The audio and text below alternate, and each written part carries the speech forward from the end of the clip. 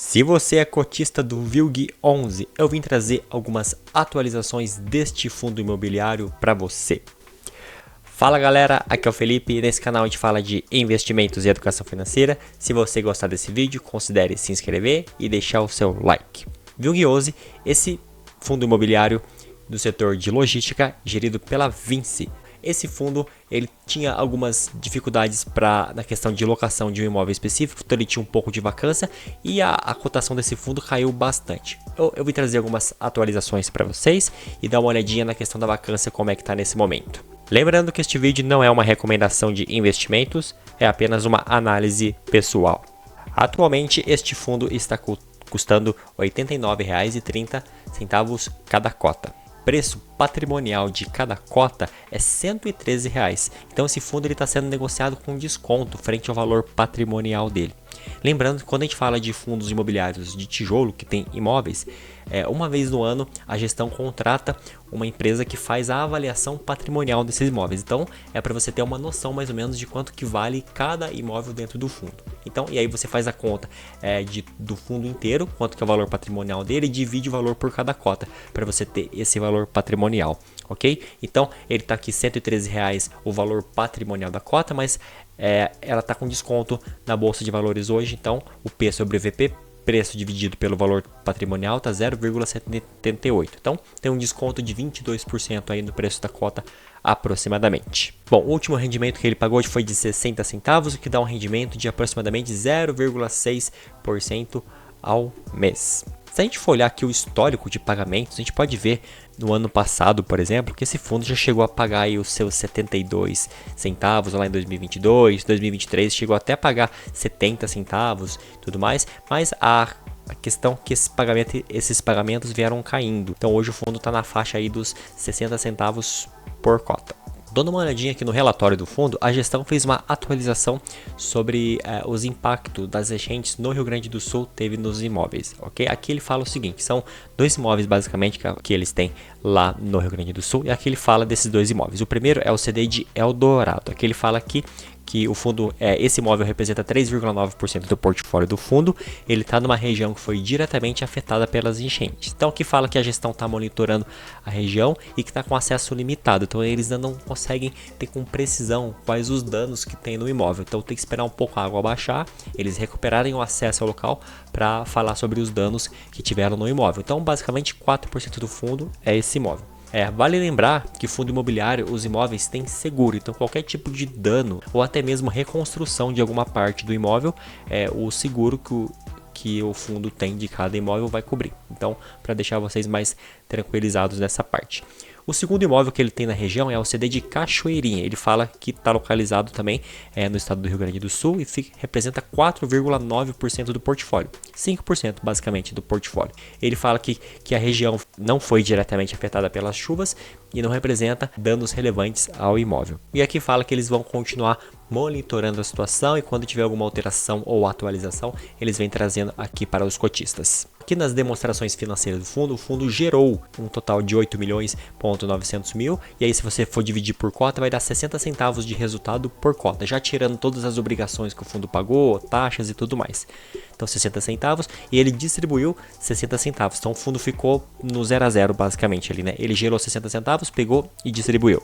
Aqui ainda fala que ele tem 11 centavos de lucros acumulados, é uma reserva de lucros que ele tem, que ele precisa distribuir até o fim do semestre, então ele tem mais 11 centavinhos aqui para distribuir. Esse gráfico mostra basicamente como que está a situação do fundo. Aqui fala o seguinte, aqui é a distribuição que veio caindo, então a gente pode notar que ele em alguns meses, essa linha azul é o distribuído, essas barrinhas cinza claro era o resultado gerado. Ele veio distribuindo acima do resultado gerado. Por quê? Porque ele tinha uma reserva de lucros que ele estava distribuindo junto. Agora, basicamente, essa reserva está bem curta, está em 11 centavos só. Então, ele basicamente, o que ele gera de aluguéis, ele está distribuindo, que é na faixa desses 60 centavos aqui mesmo. Essa reserva de lucros foi de vendas de imóveis que ele fez lá atrás, que ele conseguiu bastante lucro. Aqui, a gestora do fundo já dá uma dimensão, uma estimativa dos dividendos mais para frente. Então, eles falam que vai ficar nessa casa entre 0,55 centavos para 65 centavos. Aqui um pouco do portfólio dele. Ele tem 1,9 bilhões em imóveis, certo? Mas ele também tem 50 milhões em aplicações financeiras. que isso aqui pode ser dinheiro em caixa, em renda fixa ou até em cotas de outros fundos imobiliários, ok? Aí ele tem aqui 265 milhões em obrigações financeiras, isso aqui é uma alavancagem, né? Depois, mais para frente, ele detalha como que está feito essa alavancagem.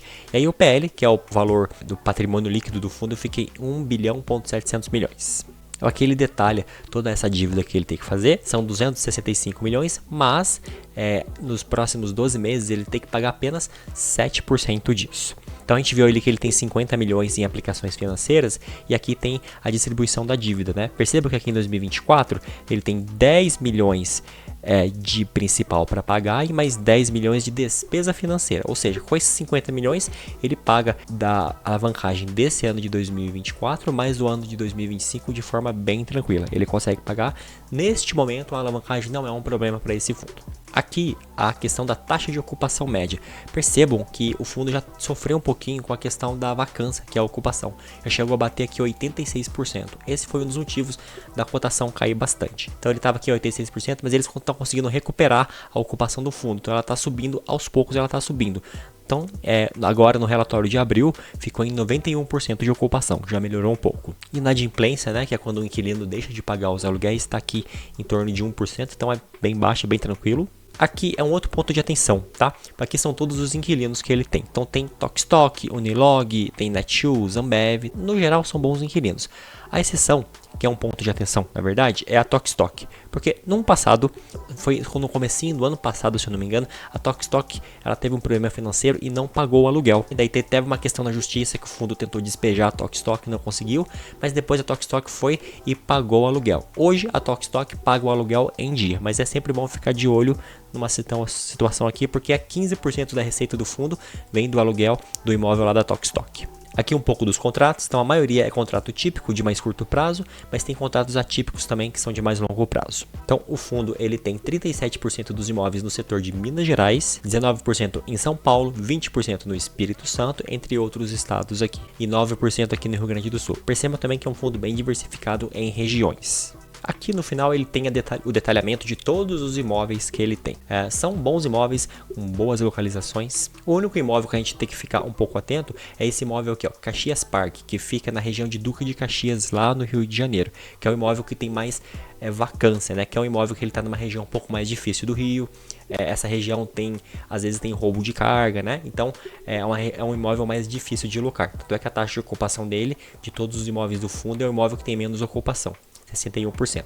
Mas tirando esse imóvel aqui, o portfólio do fundo é muito bom. Finalizando aqui, o VILG11 é um fundo muito bom. De todos os fundos imobiliários que a Vinci tem, esse de logística é o melhor. Obviamente que o mercado sempre olha para essa gestora com preocupação, porque ela já teve problemas de alavancagem de fundo em outros fundos. Mas no Vinci logística, que é o VILG11, tá bem tranquilo. A gente viu que a cota caiu bastante, ele tá com preço até descontado, então de repente pode até ser uma oportunidade aí para quem já tá de olho nesse fundo aí. No vídeo de hoje é só. Se você gostou, deixe seu like, se inscreve no canal, comenta aqui se você tem ou não o VILG11 na sua carteira e a gente se vê na próxima.